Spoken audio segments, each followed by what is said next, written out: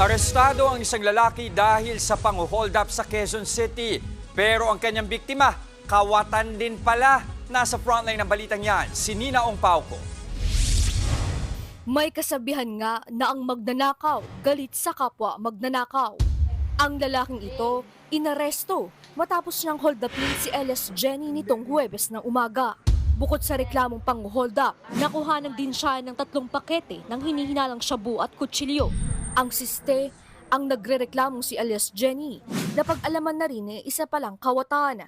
Nasapul siya sa CCTV sa isang eskinita sa barangay E. Rodriguez sa Quezon City. May dumating naman na 2 kalalakihan na ang complaint naman niya is pinasok daw yung bahay nila at kinuha yung 4 na cellphone.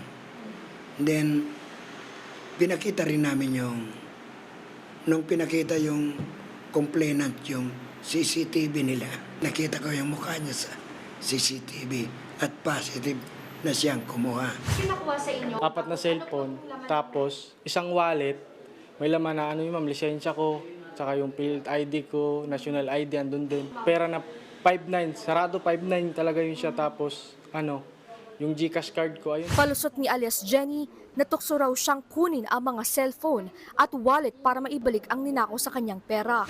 Ang inamin ko po kasi na dumaan po ako tapos po para pong pumasok sa isip ko na uy, may cellphone, para pong gumanon, para po naisip ko na naalala ko po yung 19K ko, baka po pag inano ko, maipon ko po ulit.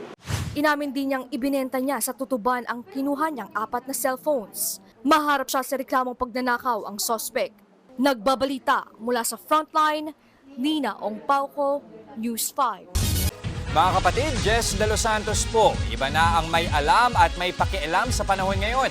Para sa tuloy-tuloy na balitaan sa Frontline kahit weekend, mag-follow at mag-subscribe sa social media pages ng News 5.